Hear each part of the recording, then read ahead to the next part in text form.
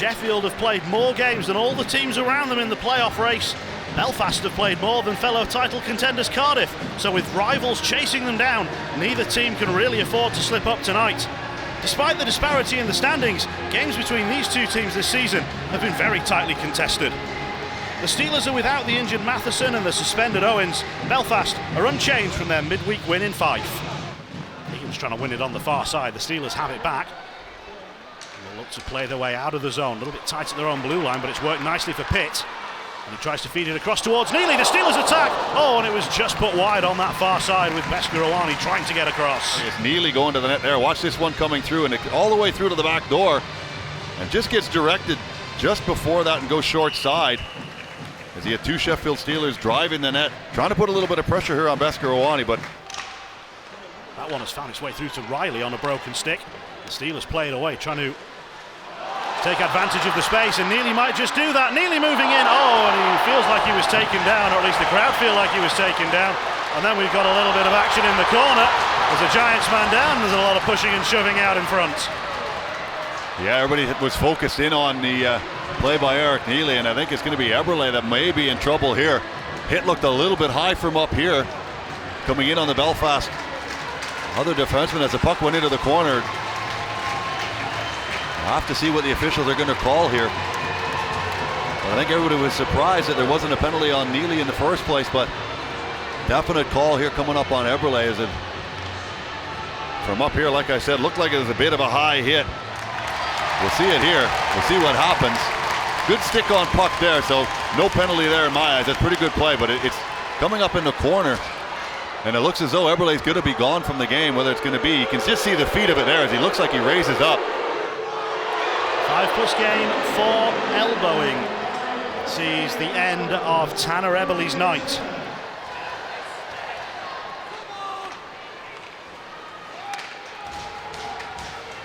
Johnson goes back to pick this one up for the Steelers.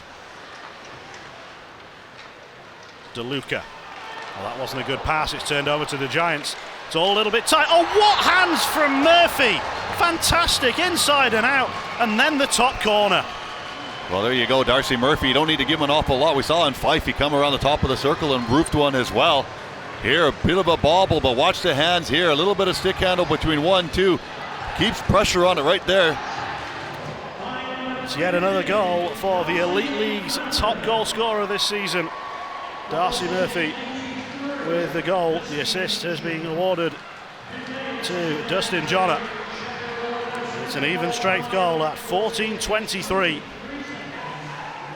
Oh, opportunity in front for Zanowski. Follow-up chances hit the crossbar. Yeah. Oh, it should have been the equaliser, and it so nearly was for Ben O'Connor. Yeah, I don't know what happened with Belfast coverage there, but Zanowski finds himself all open in front of the net there. Good job by Riley to come back and get it, but here comes a big defenseman. O'Connor gets a lot on it and elevates it quickly. That goes up and over the elbow of Beskarowani, and he can see him watching it go up into the crowd. It's also the end of the first in MK. That game is 2-2. Steelers trail by a goal here. Scored in the 15th minute by number 15 for the Belfast Giants, Darcy Murphy. Armstrong. Shot from out wide has found a way past. A hopeful effort, but it brings the Steelers level. Yeah, Beskarowani, it looks as though he's trying to push this to the corner and doesn't put his pad down enough. Armstrong there gets a good hard shot as it comes through. A bit of a knuckleball. I think it goes off the arm or under the toe. A tough spot to see there on the replay, but Armstrong hopeful with two Steelers going to the net. Shooting the puck on Beskarowani, but something that you don't see very often on the big Belfast netminder is one that he wants to have back for sure. Now O'Connor outnumbered in the corner. Pitt reaches out and nudges it towards a teammate, and the Steelers will skate out of the zone. We're back to 5-on-5, and Armstrong's across the line, and Neely's in with a chance, and he shoots high on Beskarowani. Good job by both teams again, going defense to attack quickly. You can see the transition plays of the two guys there. You'll see the crossover and Neely getting away, and nice little drive. Giants power play this season is around about 26%, just over. It's the Elite League's best. Steelers penalty kill is middle of the pack at just a touch over 81%. Special teams are an area where the Giants have excelled this season.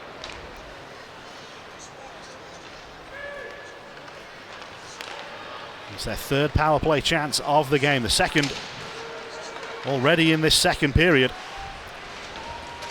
Mentioned at the top how good they've been goal scoring wise on the road in the second period. We're still tied at 1 at the moment, and the Steelers might think about a break here. Good work from Neely. In the end it took 3 of them, and he's still got it. And then Eric Neely is taken down, and what a terrific piece of penalty killing. It took 3 of them to stop him, but only 1 of them to trip him. Yeah, to be fair, I think he was a little bit earlier on there. There could have been a penalty called as well for the hooking. Same sort of thing that O'Connor had happened there on Neely. The stick goes up the hands, but the stick getting caught up underneath the feet as it's twisting and turning, and down he goes. There you can see the foot coming up underneath. We've seen it so many times. It's not an intentional play by the most part, but you drag that bottom for that back foot, just catching the player off guard, and they go down very, very quickly. So we skate 4-on-4. We've again done that a lot tonight. It's the second time tonight as well that a Giants power play has been cut short by their own indiscipline. Meanwhile, it's McFadden who's carried it forward for the Steelers. Skates into Leonard. Now he's going to try and take it back off him. Vandermeer's under pressure. A couple of orange shirts either side of him, one of whom is Robert Dowd. Now Armstrong wants to play it back door. He does, and the Steelers score! They called for it, and they got it! Martinelli on the back door. But yeah, you were talking about Belfast. They're their own worst enemy right now. They've taken themselves off the power play twice, but that's a great pass through. Martinelli sneaking in behind, and again, just sliding it up underneath Bhaskar Awani, who doesn't look like he gets awfully set quick enough for it. And a 4-on-4 finally that gets opened up for one of the teams, and it happens to be Sheffield, and they stretch their lead here back in with 11 minutes to go in second period, up 2-1 now, but we'll see what Belfast can do to counter. Want to make something happen down at the other end. Oh, we're then just fanning on the pass, and the Steelers full of energy and life at the moment and playing with the lead. Oh, that was an ambitious pass, and Bourne knocked it down, and now Bourne's off to the races, and the Steelers haven't got enough players back, but they've got Jackson Whistle, and so many times this season he's been the Steelers' saviour in just that sort of situation. Yeah, Ben O'Connor tries to do a Hail Mary across the blue line, gets knocked down. The Steelers players don't recognize the danger in it, and Bond's back off to the races the other way. I think you look at where Bond shoots that puck, I think he wants it back and trying to go a little bit farther up over the glove, but Whistle very patient in the net, top of his crease, stays strong, stays tall. The Giants move forward. Great pass across. Oh, and Murphy missed the chance with Whistle going post to post. Not sure if Martinelli just got in there with his stick just enough to put him off, but a nice little give and go play before that. Turnover, the puck's taken away, and it's been jammed out, and Whistle has just about got it covered after it got away from O'Connor in the corner. Yeah, and that's Murphy coming out again, hard, quick hands and quick feet coming out of the corner. You can see a turnover by O'Connor and 2 strides and huge separation. Martinelli comes through with a bit of a chop across the shins, but again, Jackson Whistle, nice low compact, taking away the bottom part of the net. And no goal is scored on that play. Armstrong holds off Higgins. Invites O'Connor onto the puck. Sends it through traffic, and it bounces to the near side. Glasgow have retaken the lead against Guildford. Back and forth game in Braehead, and Glasgow Clan lead it 4-3 against Guildford Flames. O'Connor couldn't take it on, and now he's got to hustle back. The Giants don't find tape with the pass. The Steelers are only too happy to dump it back in, get the Giants turned around. And they wrap around. Oh, it was a good attempt from DeLuca. The Steelers have scored so many wraparounds in recent weeks. There was another attempt there. Look at the skating from Bourne. He's gone all the way through. Oh, he played the pass, and the Steelers defended it superbly well. And now they're going to get a 2-on-1 of their own. This game's wide open right now, and the Steelers might have finished it. DeLuca! there you see the game go back and forward a couple of times. Just before that, Belfast guilty of turning the puck over behind their net, and they get a good opportunity. This time another 2-on-1 as they get up the ice a bit too much. And Beskarwani there, he's just totally fooled on that one. He's not knowing what to do there. He's caught in between going up, staying up, sorry, or going down. And DeLuca somehow rolls the wrists over and finds the 5-hole on the big guy. And that puts the Steelers fans into a frenzy here. 3-1, 7.5 minutes to go. Murphy into the zone. Furlan drives the net. Garside trails and he shoots, and he's denied by Whistle, who stood tall. Yeah, he's quick with a hand, isn't he there? He sees sliding from left to right. And Garside going back against the grain, but Whistle, equal to the task, throws up the glove. And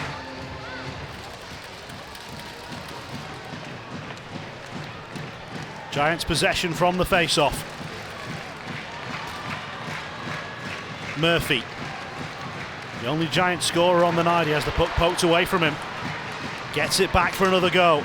That one takes a deflection, hits high on the glass and stays in play. Smotherman, the puck is caught underneath him. The Steelers play it down the ice. It bounces and bobbles just wide, but Neely gets to it first to beat the icing, and Westerling taps it home. And look how much it means to him and all the fans in orange. yeah, it was a fantastic chase down by Neely. Give credit to Belfast. They did a good job trying to keep the puck in, and it's a couple of set plays trying to get the puck past Whistle, but some good, hard, determined defensive zone coverage by the lines that were out there for the last couple of shifts. Pays off as Neely chases down the icing, feeds Westerling. Now Westerling gets the wide open net, pays a little bit of price, gets knocked into the post, but that's not going to matter as you see him jump up and celebrate this 4-1 with 37 seconds left to go, third period. 7 on the season for Jonas Westerling. Beskarwani goes back into goal. Leonard drives forward and he can't get it past Whistle. Puck jammed up in the corner. That'll suit the Steelers just fine. 20 seconds remaining. Steelers clear it away. Will this one be icing? Yes, it will. And the clock stops with 12 seconds left.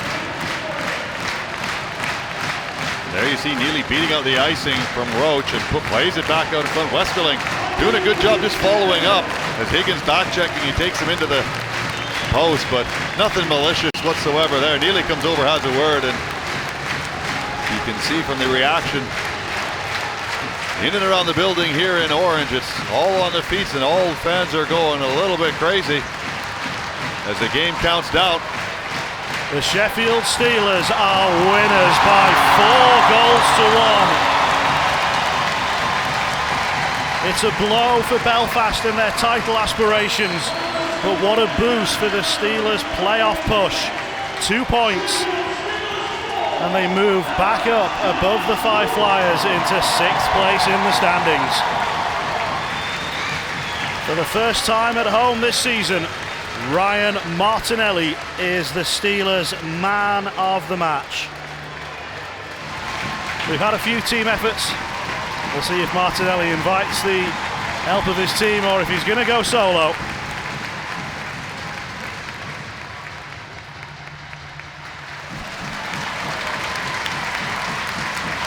He wants the crowd to join in.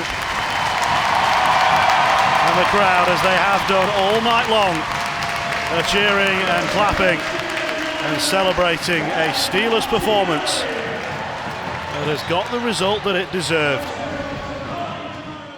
Tom, you must be proud of your team. Is that as well as they've played for you this season? No, I don't think. I think we've had better games. I think we've had some cleaner games. But we've played well against Belfast every time we've played them. We may not have gotten the results we've been looking for every time, but we've competed very hard against them and given them everything they can handle. But I really liked our game tonight. I thought we skated from start to finish, put good pressure on the puck, both in the offensive zone and both on the defensive side, back pressuring through the neutral zone. When I really thought that was the difference for our team. Why is it that we match up so well against them? What's the key? Mostly, I think we're scared that if we don't play a hard game, if we don't skate, if we don't compete, that they'll embarrass us. They're a very good team, so our players should take satisfaction from what's the potential is in our group, but also understand just how hard it is to bring that potential out every night.